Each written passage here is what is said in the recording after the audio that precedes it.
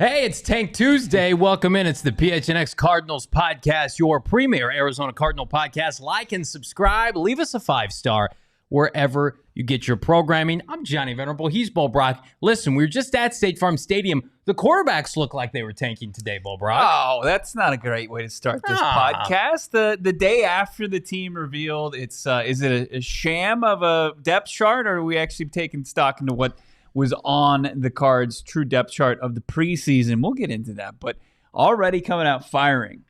With guns out, suns out, and you are just firing hot takes about the Cardinals quarterback play today. One played well, and one didn't play well. And you're surprised to hear me say that. I thought Johnny was going to lead with that. Clayton Tune had a good day of practice today. He let it rip. He missed some throws, but he made some throws downfield. We're going to talk about that. Colt McCoy did not look good today. I'll just emphatically say Colt McCoy, in the limited action that he had, after not throwing yesterday during team and today during team, basically captain check down Colt McCoy, 37 years old, batted balls. The defense was all over the place. They were flying around. I wouldn't be surprised if it gave the defense extra incentive, like licking their chops, dead meat in the pocket a little bit. I was frustrated because it's just like, are we really doing this week one, or we got something else up our sleeve? We're going to talk about that. And we're going to talk about the depth chart for the Arizona Cardinals. Bo, you posted it on Twitter. Kind of broke the news yesterday with regard to, well, Colt McCoy is the QB1 for now. But then I look at that and I'm like, well, some of these other names don't compute. So maybe this whole thing is a sham. Yeah, let's take a look at it and we'll kind of point out where we're. And let's just start with the offense. We've got some comments from coordinator Drew Petzing that we found interesting that we'll get to here. And then, of course, we'll get into the defense in a little bit. But you've got Marquise Brown, your wide receiver one. Of course, DJ Humphries holding down the left tackle spot. Elijah Wilkinson, who's been kind of the mainstay at left guard outside of a few snaps during training camp. Center Yelda Frodeholt holding off a Pat Effline, who started on the depth chart at center 3 behind John Gaines II, the rookie 4th rounder at UCLA. Then you got Will Hernandez. He's your guy at right guard. Things got a little chippy today. Hernandez might have been involved in that. Paris Johnson Jr., 6th overall selection. All he's done is play right tackle since he's put on an Arizona Cardinals practice uniform. Love it. Zach Ertz, of course, your tight end 1, but we know that he's coming back from the ACL and another ligament surgery. Trey McBride is behind him. We've got news on McBride, an update on his status. He's just behind him in the depth chart. You got Jeff Schwaim, who was signed before training camp. Kind of your de facto tight end 2, maybe even tight end 1 to start the preseason. Rondell Moore, your slot receiver. Zach Pascal, your other outside receiver. Kyler Murray, of course, he's on the pup coming back from surgery. So Colt McCoy is your quarterback 1. Clayton Tune has been entrenched as your quarterback 2 all of camp. And then James Conner at running back. Keontae Ingram at running back 2. Corey Clement at running back 3. And Mari Dermacado at 4. You got Marlon Mack all the way down there, just signed last week, and it seems like Marlon Mack might have seen the last of our guy even this early in his Cardinal stint. Not good. This depth chart's not good because it's inaccurate. It does not reflect what we've been seeing, what you've seen each and every day at training camp. Mm-hmm.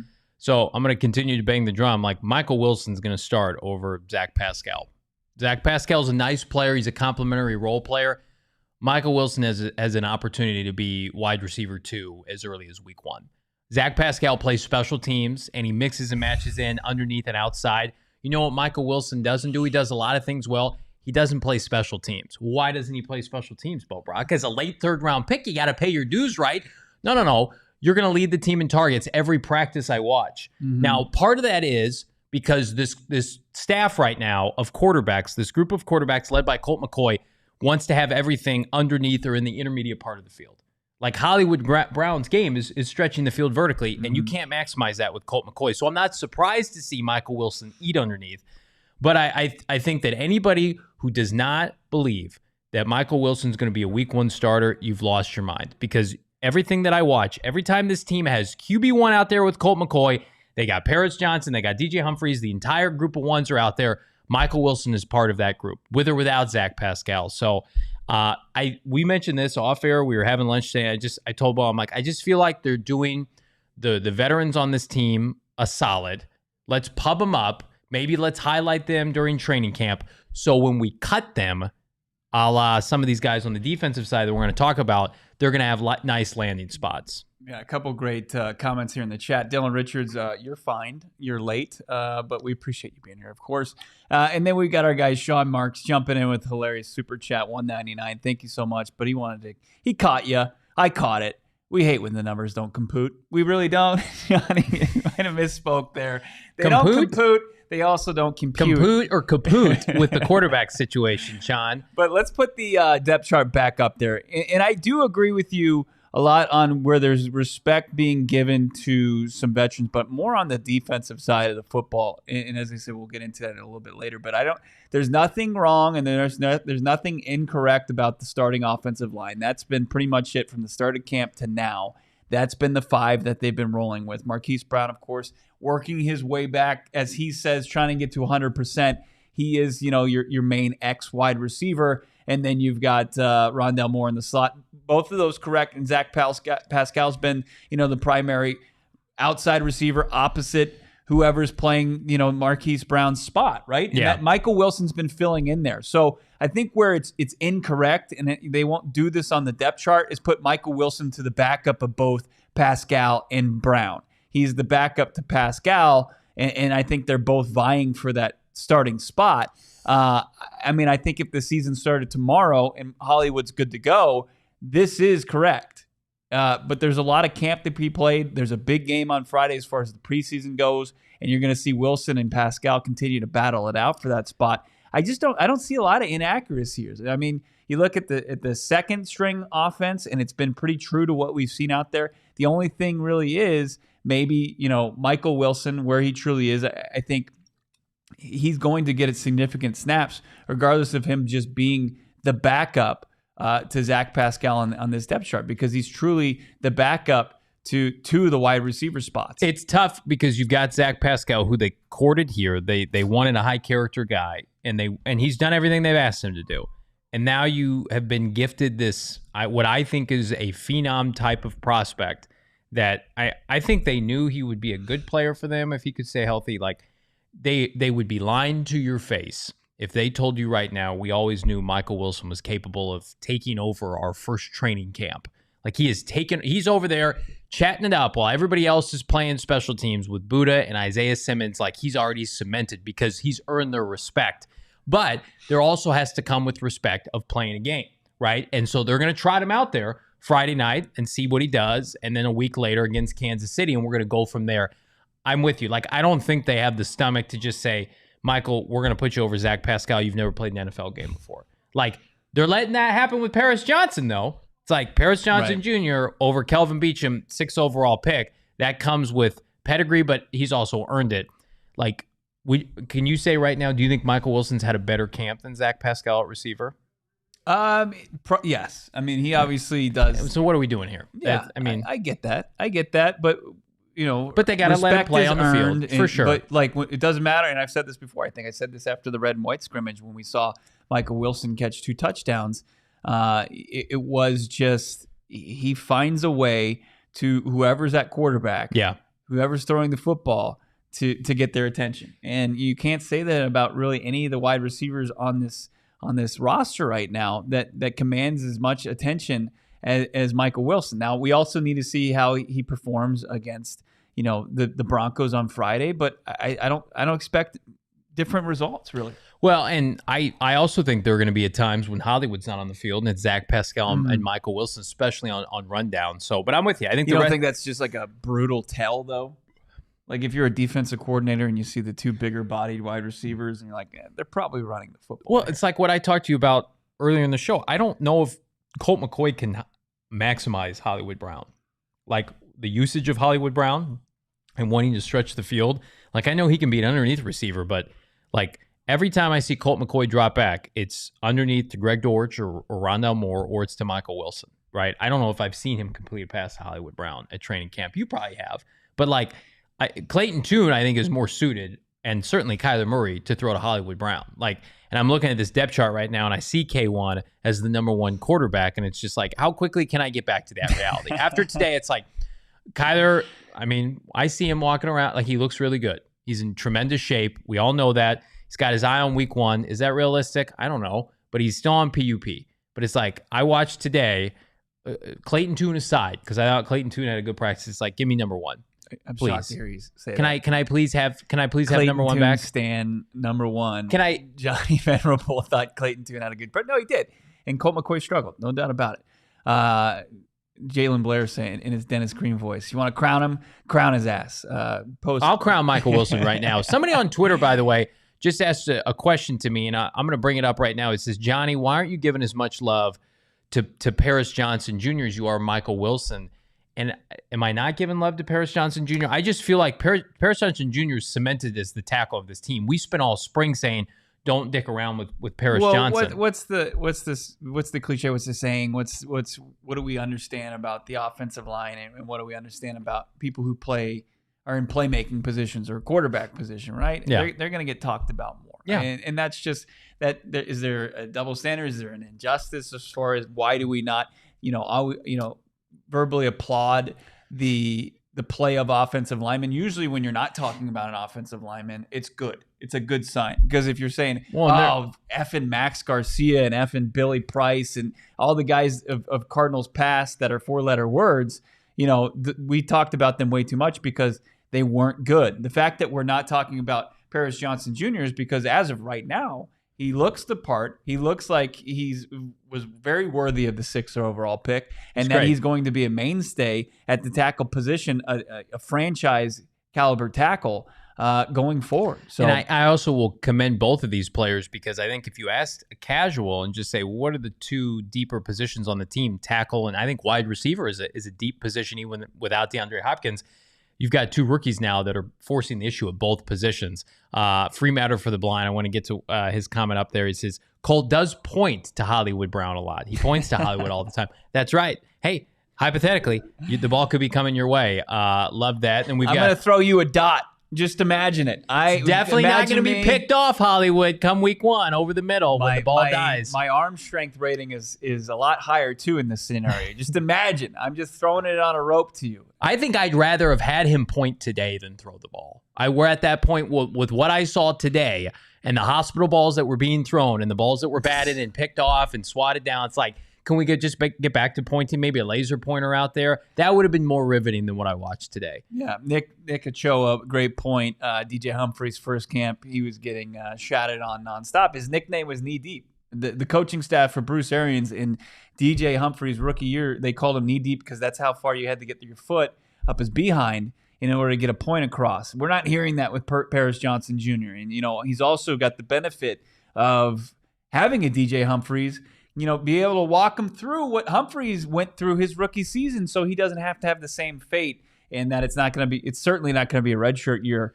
like it was for Hump year 1. So when we look at this offensive depth chart, though, and there's still some good chat in there, and we'll get to most of it here. We've got Michael Evans chiming in with a $2 super chat. I'm worried about the frontline defense. Absolutely. We all we'll are. Get to that. We're all worried. I'm worried.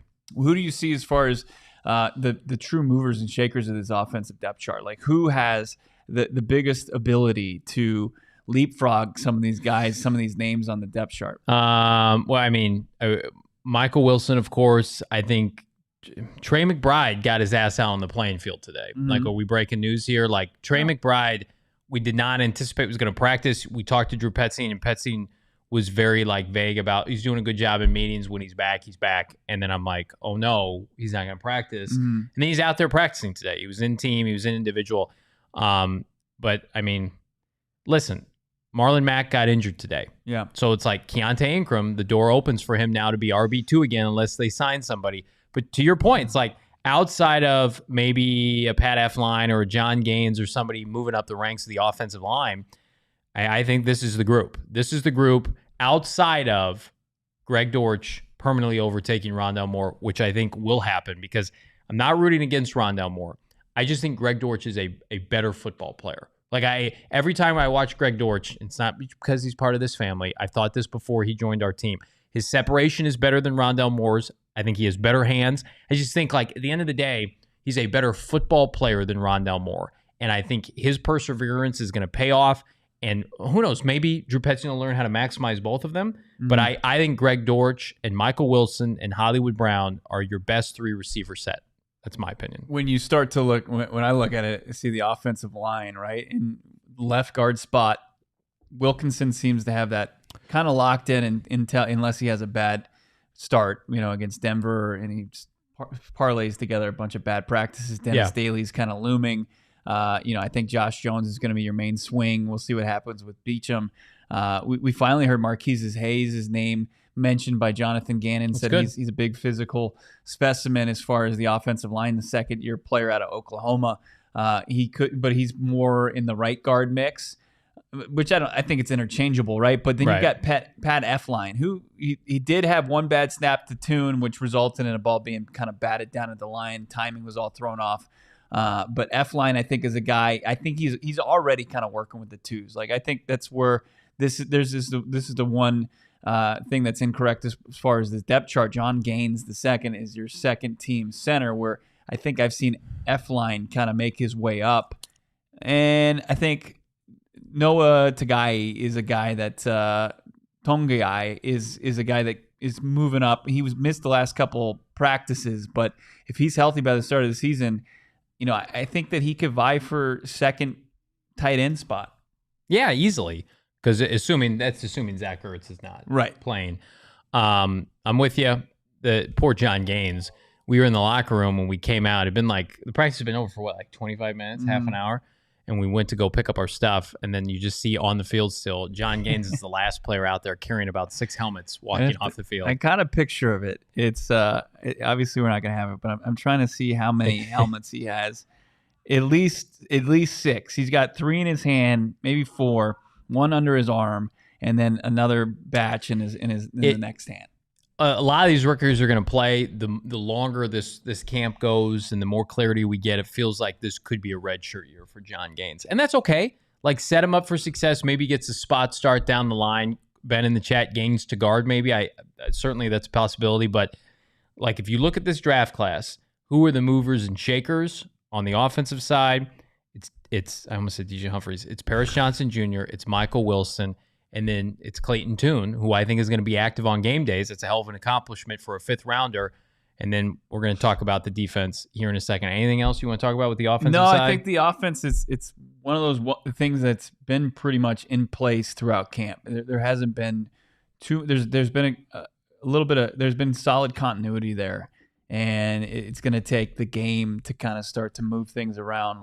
The starting 5 on the offensive line, I expected to see more movement, but we've only seen a handful of Dennis Daly at left guard.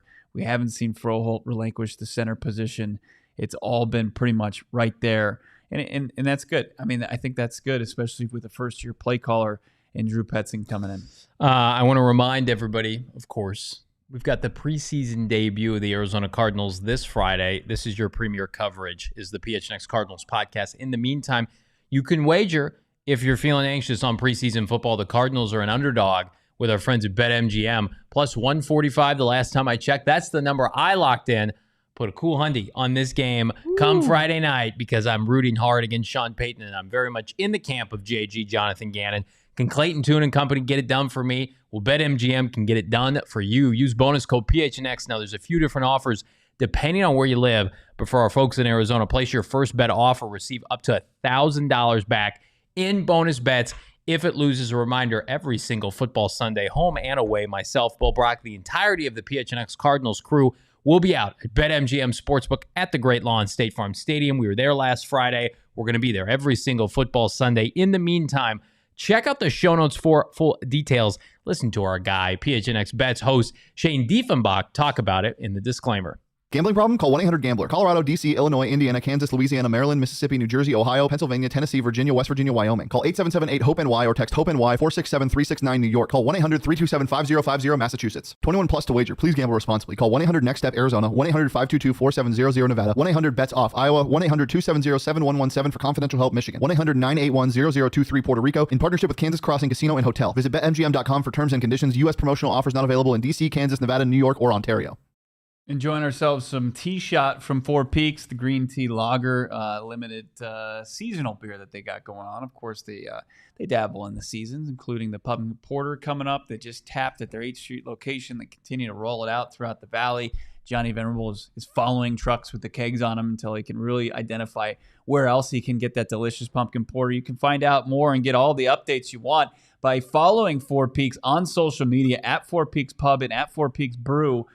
They've got great product rollouts. They also just remind you that they make great beer on a daily basis and that they're a staple and they're woven within the fabric of Arizona. Just like PHNX Sports, so is Four Peaks Brewery. Follow them on your socials and drink their great beer. Go to their 8th Street location. Have yourself a fantastic meal. Get those appetizers. Get the chicken rolls. Get that garlic cheese beer bread. Get the Italian beef beer bread for your entree, or if you're into some flatbreads, whatever it may be, and then some dessert and pair it with a delicious beer to go along with that. At Four Peaks, got to be 21 years or older to drink it, and we also ask that you do it responsibly. It's irresponsible right now to release a depth chart that, I'm going to be honest with you, poses this kind of defensive tackle group. We're going back to our depth chart analysis on the defensive side, which I think is causing a lot of concern for Cardinal fans. Producer Emma, if we could see the depth chart one more time. And I'm going to start at outside linebacker. I thought Vance Joseph had left the desert. I thought we had been he's coming back Friday. We had been ridden of his selfish ways, and I cannot stomach a depth chart. Cameron Thomas behind somebody like Dennis Gardeck, and I like Dennis Gardeck, the person. Why can't he just be a special teamer? That's what he is. Cameron Thomas can rush the passer. We saw him do it last year. Zaven Collins is a project, but I got a lot of issues with this defensive depth chart, Bo, but get us started. What do you think? I mean, I think when you had mentioned earlier that this was kind of a homage or some respect to the veterans in this locker room as they're still on the roster until they cut down from 90 to 53, that they're going to make sure that guys that have been here before, like Gardeck, Antonio Hamilton, that they're paid respect in time spent in this league and in the hard work that they've put in since the new coaching staff took over, and that's exactly what Gardeck and Ham have done. And they're still vying for snaps on this team, whether it's special teams, whether it's reps behind the starters. But you've got Gardeck at the outside linebacker spot, and when we talk about the pass rush, we never mention Dennis Gardeck. We don't, because we're so intrigued by the quartet, the young quartet of Zaven Collins, B.J. Ojulari, Majay Sanders, and Cameron Thomas. I mean, it's really, nobody really wants to see a guy who has one sack in his last 28 games. It's just the production's not there. If he wants to remain on the roster and continue to make plays on special teams, I think that's great. But I'm with you. I don't want to see any more pass rush snaps given up to a veteran like Dennis Gardeck. Like, I look at this base defense and I'm like, is this Vance Joseph's base defense? Because I see a lot of the same names: Lucky Fotu, Ledbetter, Gardeck, Antonio Hamilton Jr., like which Nick we talked Wallace, about. Was he copying the work of Vance Joseph and just made like one or two tweaks to make it sure? Here's what he did. He's like, what's this? Is this something from last year? Yeah, just throw that out there for media relations. I'm not into this. Just plug in the new names at the linebacker spots. And guys, copy and paste this from last year. Yeah. We'll figure it out later. There's 5 weeks before the regular season. I look at this base defense and I think old and slow. And that's the Cardinals need to be fast and interesting because at the end of the day, they're young players. If it's a season that's going to start with some growing pains, learning the defense, like, think about that. You're investing in players that are going to be one and done potentially with this team under this regime. Why are we giving the nod to these guys that were past regime holdovers, right?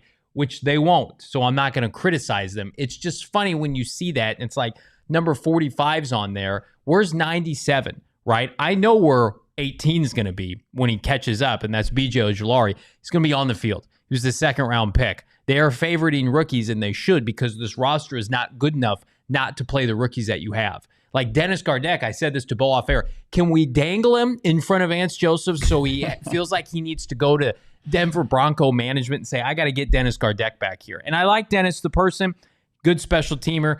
Good hell, the Cardinals use him on enough media relations for a guy who has one sack in, 2.5 years? Right. But the experiment needs to be done. I'm ready, so ready, to rip the Band-Aid off with all of these Kime-esque kind of players that were given just, I'm sorry, ridiculous contracts at the time. Not an indictment of Gardeck as a person. As a player, play the young guys. Play the guys with uber athleticism. Cameron Thomas last year, Majay Sanders were robbed of their development early on from Vance Joseph. I think you want to err on the side of guys who have higher ceilings for production.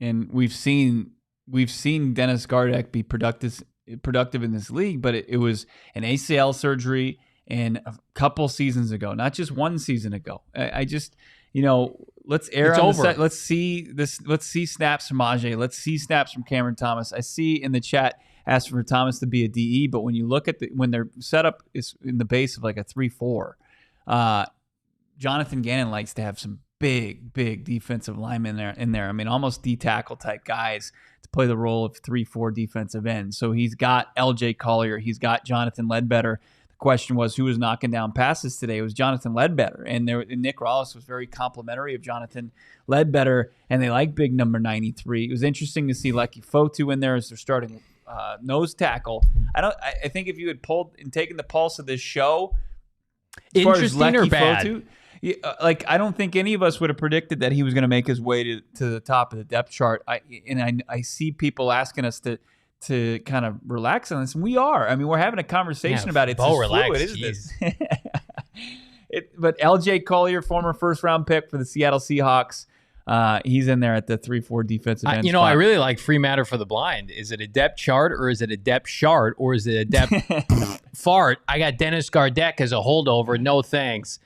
Come on. JG's going to take a big Sharpie to this sumbitch in about the next 2 or 3 weeks. A lot of red ink? Yeah. It'll look like all of my math paperwork and homework from high school. It's just X out, crossing out, incorrect. A big F at the top of the screen. Because show your work, Johnny. It's like, no, I stole it from somebody. That defense, coupled with Colt McCoy's quarterback play, that will get them the number one pick to say. That will get this team a fresh tank from this show and everybody else, because they will go 2-15. If Dennis Gardeck is your answer with Colt McCoy, but see again, they're too smart for this, so I don't put too much into it. They're too smart. Jose saying Majay and Thomas probably aren't smart enough to play at the moment. I completely disagree with that. It's dramatic. I mean, look, we're only going off the information that we're given. This is a depth chart, and we're reacting to it. If you want us to say, hey, the depth chart came out, let's not have any thoughts. Let's not try to get into the mind of what's going on with this team. Then I don't know what to tell you. I mean, I think that it's a fun exercise. It's kind of trying to figure out what the baseline is going into the preseason game. I disagree with Cameron Thomas. Majay Sanders is coming back from an injury. That's why he's down the depth chart. He's not had the ability outside of yesterday when he was back on the practice field in a low tempo situation to get back. But like Antonio Hamilton had a solid practice today. I think he kind of answered some doubters out there, including myself. Had a big pick. Would have taken it back to the house. Christian Matt, we have Nick Rollis actually speaking on the cornerback room, and a week after he said that. He says the competition continues. That's kind of the status quo. This is what Rollis said. Yeah, I think I said it last time. That corner competition is really good right now, right? And people are going to show over the next week when we play against Denver and throughout training camp, who's going to emerge and take certain roles, right? Starting role, nickel spot, backup role, whatever those spots are. Get to dime, stuff like that. And I want to never say we know what this guy is. No, it's not that. Everybody can improve certain aspects of their game, and as coaches, that's our job, is to get everyone to hit their ceiling, whether they've been in the league for a long time or they're a rookie. So yeah, that's a position right there that we got to improve everybody, and I love the competition right now. Yeah, I think. Listen, the defense played better than the offense today. And as much as I think the offense is more talented right now with the skill players, the defense won the day. And we missed it, but he ran in and yelled, I beat Drew Petzing today. I beat Drew today because the defense looked better. Saturday, the offense looked better. The offense was in the end zone multiple times, catching touchdowns. Defensive line didn't look very good. So I agree with Chase. We knew the D-line was going to be rough this year. They're trying to put it together with duct tape. I told you off air, the defensive line was practicing 5 feet away from my face. And I'm like, how many of these guys can I name? And I host the show, and I should know these players. I don't know half of them. Because it's just should I know half of them? Are they going to be on the team in 2 or 3 weeks? I know Lecky Fotu. Right. I know Rashad Lawrence. It's just I would ask everybody right now in the chat, could you name the defensive line group for this team? It's tough. It's a tough one. Yeah, no, it is. I see Chris Boyd in there asking a question about Boyd, who came over from the Vikings. He's a guy that it's just like Josh Woods, guys who've made their names in this league on special teams. it's going to be tough for them to kind of break through that ceiling and get their opportunity. It's there. It's certainly there. And they're going to have to prove it on the field. And, I think that they want those bigger roles, but at the same time, I think that's also it's going to be tough for them to buck that, but they can still be productive players and see snaps on defense, but just as not as much as, them thinking, hey, this is my opportunity to start, but it's still there. So to hear Rollis break down, Ham, Christian Matthew, we'll see Garrett Williams. It seems like he's really close to returning, and Garrett Williams, once he returns, I think it's going to be his job to lose opposite Marco Wilson. We got a couple super chats that I want to get to. First of all, Dylan Richards, very patient in the chats, friend of the program. Let's talk special teams. Who do we believe is the punter? Who is the kick and punt returner? Well, I'll let Bo take the first half. Greg Dortch is the kick and punt returner, in my opinion. Yeah, I mean, definitely your punt returner, no doubt about it. We'll see how they handle kickoffs. He was taking some kickoffs back today, too. Okay. Yeah. And then we've got the punting competition. It's we really want to break down the punting competition. Who is going to punt for this team? You got Matt Hawk, who's a left-footed punter, which is sometimes interesting. And then you've got Cooney, right? I think I would go with maybe the younger Cooney, but I honestly have no idea. Okay, fair enough. I mean, from what I've seen far as this team's not going to punt anyway. They're going to pick up every first down. Don't worry about it. Everything's going to be great. Just like the super chat from Sean Casey, right. $9.99. Thanks for getting us through the doldrums of the offseason, fellas. Thank you, Sean. Don't catch the live very often. Favorite part when you both shout all over the backup quarterbacks for an entire segment. Hilarious. Thank you so much, Sean.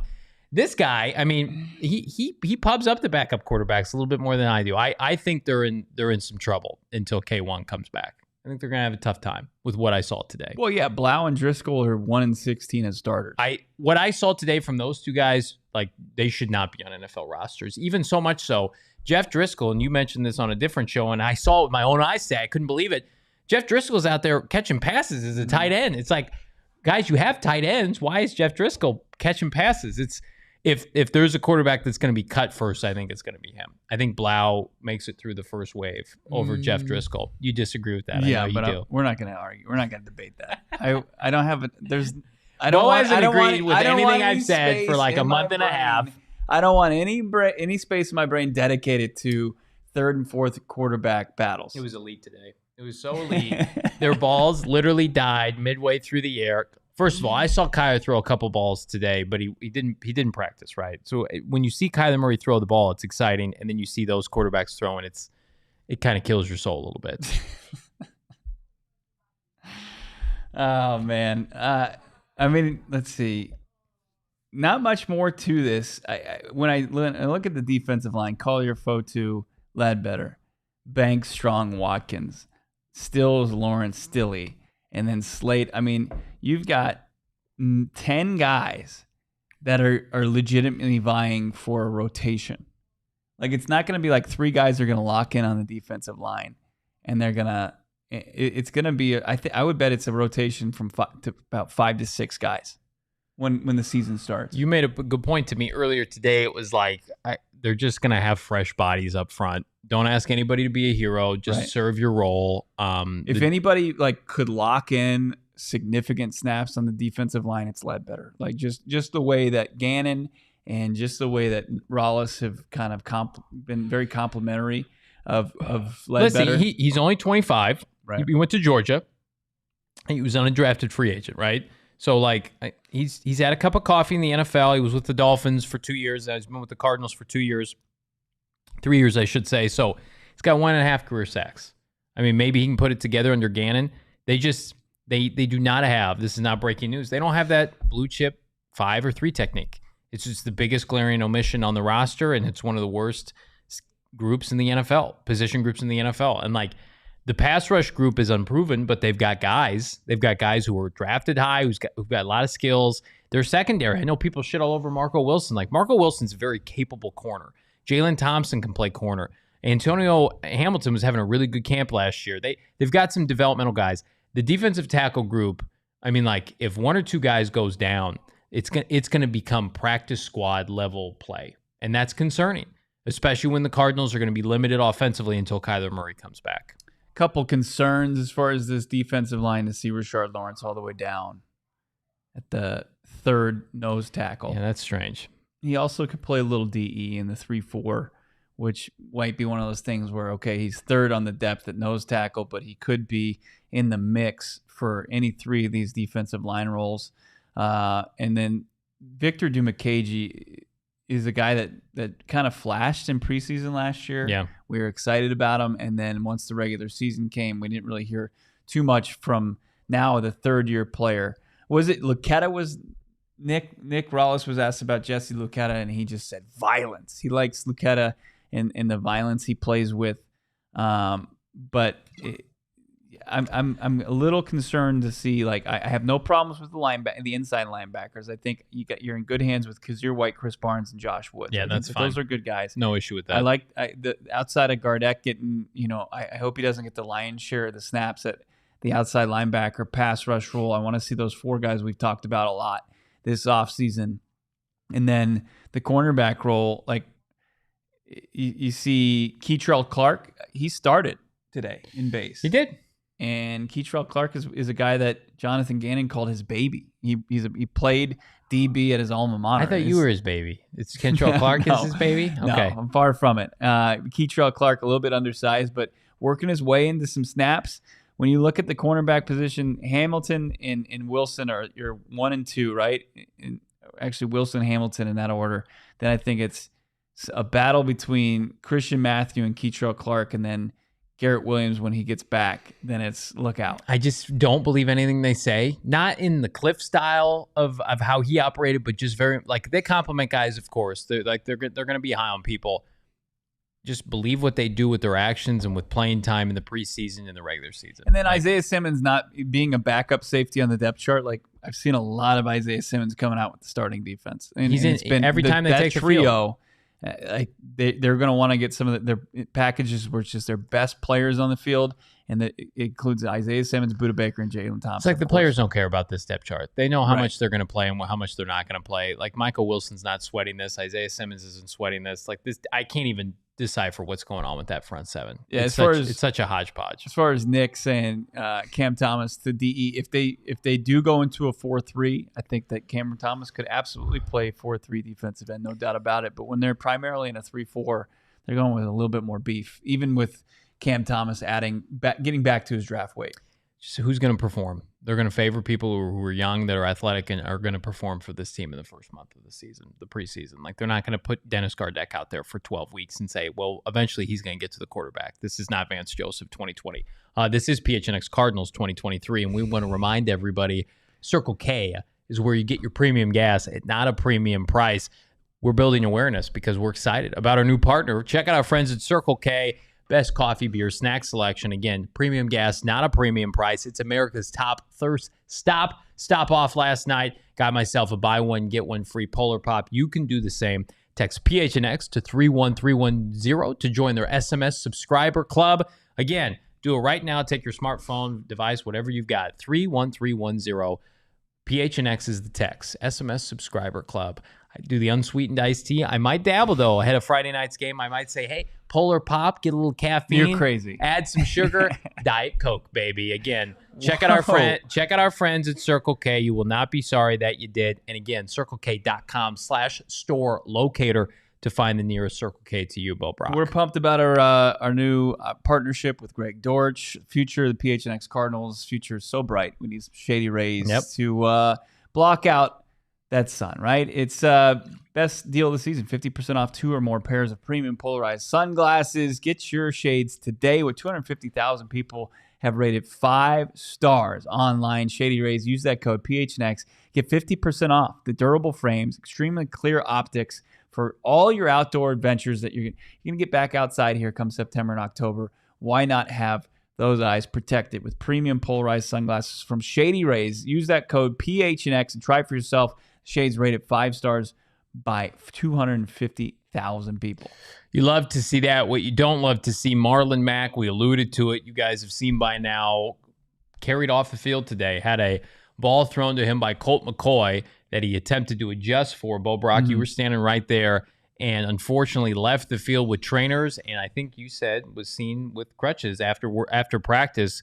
So he had been practicing well. He looked good. He was poised for a big role this preseason. What do you make of the running back group now? Yeah, it's just really unfortunate. A guy that, signed off the streets, obviously productive in his NFL career. Biggest productive season was in 2019 with the Colts. And then he gets signed, and it seems like he's going to vie for some snaps, behind James Conner. Even in the red-white scrimmage, he had a big run right out of the gates, and he continued to kind of carve out a role for himself. And then, right when they kind of fired up practice today, Colt McCoy kind of threw him a ball in the flat.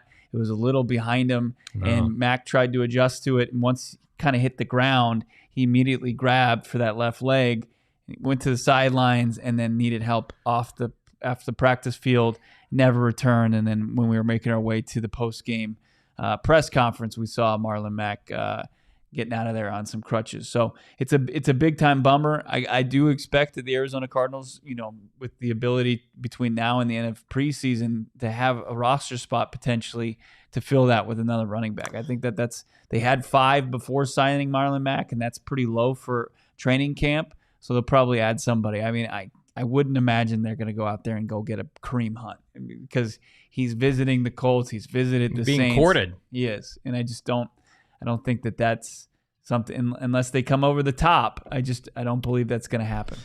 James Conner, I mean, as long as he can stay healthy, which is a big ask, he's primed for, I think, a huge year. He's had a great camp. He had another great practice today. Caught a long ball, I think, from Clayton Tune or Colt McCoy down the sideline. We have that. Actually, let's take a look at some of these sights and sounds. You might, if you're paying attention, you'll see there's Tyson Williams. There's one of the Arizona Cardinals running backs. But what is this, a little Clayton Tune action? Of course it is. I don't have any Colt McCoy highlights cut up here. Yeah, it's Tune dropping back, and I think he hits our guy Andre Bocelli on a nice dig route there. And then this is who we got. Clayton Tune over the middle. A lot of Tune time for number 10. Davian Davis. Not D-Hop. He hit Davis a couple times on a drive. This is another one where he kind of zips it in there. Small window for Davis. He pulls it down in front of Christian Matthew. This might be the James Conner catch. It's Rondell Moore.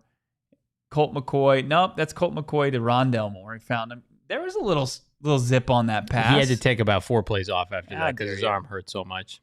That was a good pass-up breakup by Marco Wilson, I believe, on Colt McCoy. This is Michael Wilson getting separation on Marco Wilson. Wilson on Wilson crime. And right after that play, by the way, he made a diving catch, back-to-back catches on that possession, Bo.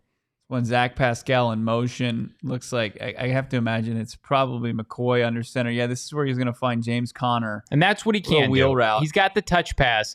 But, man, if you try to thread it in there in between traffic. I'm seeing some good Colt McCoy highlights. Stop. Why? That's to Michael Wilson. The only place that Wilson can get it on Marco Wilson. What are we looking at here? A little 7-on-7 Trey action, McBride baby. Getting back in the fold. Trey day, baby. He's back. Johnny Venerable's Trey McBride breakout season. I thought I was going to have to sell.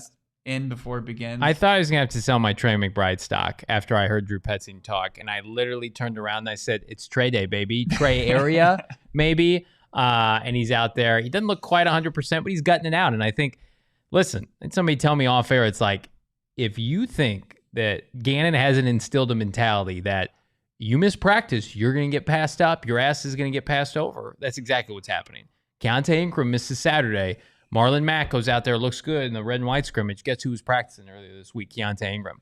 Trey McBride has been a little nicked up. He's not 100%, I don't think, but he's out there. He's working with team. He's working in individual. It's like we said it last year. Can everybody just be like the Greg Dortches of the world, the Buda Bakers that just play through adversity, play through pain? Because we were just a little soft last year. And now guys are picking up. They're like, oh, we have a preseason game Friday. I should probably participate. Right. Yeah, you got to set that tone. And it certainly wasn't there in Camp Country Club last year, and it is there this year. You are seeing guys that miss a practice, and they're working out with the trainers, and then the next thing you know, they're finding their way back because they understand, like, if they're not out there on the field showing this current new front office, this new coaching staff, they're going to find guys that are going to be available. And that's the type of football player they want. Now, the thing that's unfortunate is like they've got one Buda, they've got one Dortch on each side of the football, and now they're trying to find more guys that kind of fit that mold. Dylan Richards saying, is there a chance we keep 6 wide receivers? Absolutely. I think that you got to have depth. I mean, I know that you're going to see a lot of 11 and 12 personnel, but at the same time, like, you do need, 4 wide receivers, and then you need a little depth beyond that if some guy goes down. I think 6 is the minimum you got to keep. I'd be shocked if they do expand like the previous Cardinals teams used to, where they'd go like 7. Yeah, I agree with that. But I think the top 5 on this roster are really strong. Like the receiver room, I think a lot of us had to do a double take. DeAndre Hopkins is gone, but I mean, again, the Michael Wilson ascension and the Greg Dortch continuation of what he did last year hasn't missed a beat. And then, knock on wood, Rondale Moore's healthy. Like that's a viable group now. Hollywood Brown you said the most that you've seen from him the entirety of the offseason into training camp and the preseason. So there is not a traditional alpha number 1 receiver, even though that defaults to Hollywood Brown. But I think there are plenty of guys that can help this team win on Sundays. Like, this is not a bad receiving core by any means. I think it's got a lot of talent, like the outside linebacker, edge rusher group. But to me, the biggest concern right now offensively is, can this team sustain drives with a quarterback that's as limited as Colt McCoy? Like, can they go out there and put together second and manageable, third manageable for Colt McCoy? Because week 1, Colt is fully capable of that. Now, I mean, you call him captain check down. I mean, at least checking down and getting the ball in the playmaker's hands. You are going to be close to where the chains are. Now, can you on third down come up with the play? Do you have enough arm strength to maybe fit a ball in a window that is maybe you need Kyler Murray's arm strength to do it? Does Colt McCoy have that throwing ability? Can he get the separation from his receivers necessary to make a big play on third down? Yeah. That's where I think they really struggled on third down last year. When we look at these wide receivers, Hollywood, lock, right? Rondale Moore, lock. You've got Greg Dortch, lock. Michael Wilson, lock. You've got yourself Zach Pascal. Zach Pascal is a lock. There's 5 easy, and then it's a good question. Who's 6? Andre Bocelli, maybe? Bocelli, but I think that they want more size. Okay. I would say the one thing going against Bocelli is he plays his special size. teams. Daniel Arias is backing up Marquise Brown. Like I said, I think it's more Michael Wilson, but Arias, great size coming out of Colorado. Could be the option there. I also like Davian Davis, who they added before training camp. You saw number 10 flash a couple times for Clayton Tune. Decent size, 6'1". He's a guy that shined in the spring league this year, USFL. Could be a guy that plays. So there's going to be a battle for that for sure. Jose in the chat, hoping Dortch or Wilson can turn into a solid slot or number 2 on an island by themselves work. Well, Wilson's an outside receiver. I only have seen him play the slot at all, but I mean, he is your typical alpha X outside said or number receiver. 2, which he might be. Yeah, for sure. Yeah. And then Dortch, if Greg Dortch is given the smallest glimmer of hope to overtake Rondale Moore, like if let's say Rondale Moore misses week 2, he's got nicked up in week 1. I'm not hoping or rooting for that, but Greg Dortch will take that job and he will never give it back. Like the kind of camp that he's had, and I like Rondale Moore, the person, but it just at the end of the day, you watch Greg Dortch, and he does not let you down. From last preseason into the regular season and the kind of camp that he's had, I mean, he does not come to Glendale at State Farm Stadium and feel like anything has been given. He has to earn everything. So, but I think, again, Rondale and Greg Dortch, both underneath, is very viable. Hollywood has been a 1,000-yard receiver before, and Michael Wilson is the phenom of this draft outside of Paris Johnson. So, interesting group. Can we get him the football before K1 comes back? Biggest question. Because, again, we talked about Amari Cooper last year. Jacoby Brissett was serviceable. Did a nice job for them. Can Drew Petzing recreate some of that without Kyler Murray? Remains to be seen.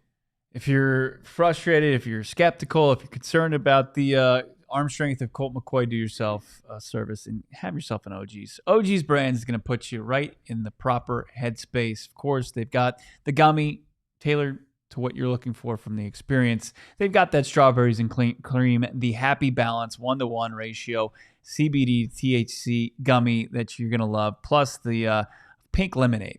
It's going to kick in nostalgia, hot summers, ice cold pink lemonade, grandma made, but this time a little twist. It's in gummy form, and it's got a little cannabis in it as well. Love it. Check it out for yourself, and wherever you go check taking your cannabis at your dispensaries anywhere around the valley. You got the creams, you've got the fruits, they've got the mixed bags now. Check out their full product line, ogsbrands.com. That's ogsbrands.com. Follow them on your socials. Find them in your local dispensary. Got to be 21 years or older to purchase. If you missed it yesterday, I'm going to remind you again, we have the hottest new shirt at the PHNX merchandise locker. It is the aforementioned Greg Dortch shirt. Right now, you can get it. If you become a diehard, you can get it for free at gophnx.com. Greg Dortch, light it, baby, because he is the newest member of the PHNX Cardinals family. We saw him on the postgame show Saturday. We saw him in person making plays today. It's the new release at the merchandise locker, number 83 on the tee, number 1 in your hearts. It's Greg Dortch. I can't wait to rock it as much as I can. Yeah. BetMGM this fall. Bo Brack, you've already ordered yours. I'm jealous. Yeah, I got myself one. I got my wife one. We've got a member of the PHNX family. He's getting married next spring. I'm wearing this to his wedding. If I wasn't married already, I'd wear it to my own wedding. But I'll probably inevitably be divorced at some point. So maybe there's a future wedding I can wear it in. But yeah, I'm gonna wear it everywhere. Yeah, I love this. Dylan Richards in the chat waiting for an announcement that K1 is being taken off the PUP. What a day that'll be. I mean, we dream about that day every day, Dylan. It's like, is today the day? Is tomorrow the day? I don't know anything about Kyler Murray other than this team needs him badly to compete this year. And when he's back, they will compete. They will compete this year. What is this? Kiris Utofa? Johnny, you look swole. Yeah, he does. He's sitting next to me. Of course, anybody's going to look swole next to your boy. But listen, my lower body is just, it could be crushed in any moment. So this is all cosmetic. It doesn't do anything. Ask my wife. I am not helpful. This is just literally for everybody on a stream. And yeah. Mr. J, I was only kidding going into that ad read, being high to tolerate Colt McCoy. Look, Colt McCoy, I'll still maintain that I think that this coaching staff feels like he's the best option for this team going into the regular season. And it's his ability to diagnose defenses, read defenses, and put this offense in a position to maintain drives, move the chains, and put up points on the scoreboard. They're not just kind of taken away by the athletic talents, physical talents, and traits of Clayton Tune. They know that there's more to playing that position than just that. Colt looked good in live action during the scrimmage on Saturday. Again, benefit of the doubt. He threw a couple tutties. Today he looked bad. So I think that's probably what you can expect. Like, let's say Kyler outside Murray, of the highlights we had, he looked pretty good. No, he did. Like, guys, trust me. I was there with my eyes. Check the tape. Sights and sounds. It's that's on our YouTube page CGI. already. We got a lot of talented people here working, making Colt McCoy look good.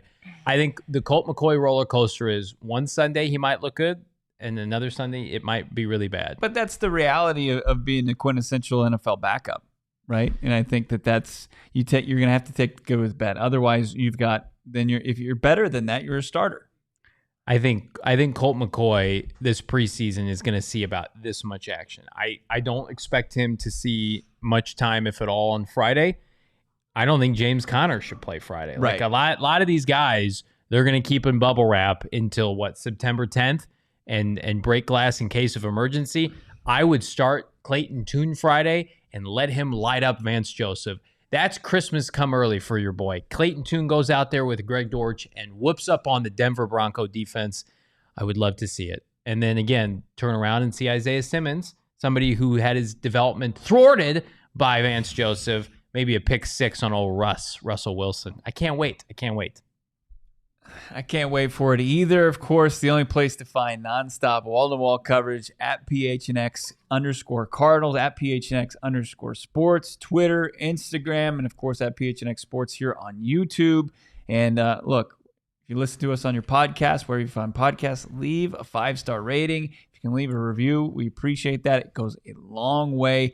Thank you for all 100+ people that put the review in there. Saw one of our guys out there is on the roof listening to our podcast. Unbelievable. You guys are great. Thank you to everybody that tunes in. This is why we do this, so we can have this conversation with the Cardinals community, talk about this team, do silly exercises like break down the initial depth chart. And what does it all mean? It means nothing until they play a game, and that's happening this Friday. Do me a favor, everybody go down if you could. If you're participating in the chat, like this video, help share it around the YouTube metaverse algorithm, BS, whatever that means.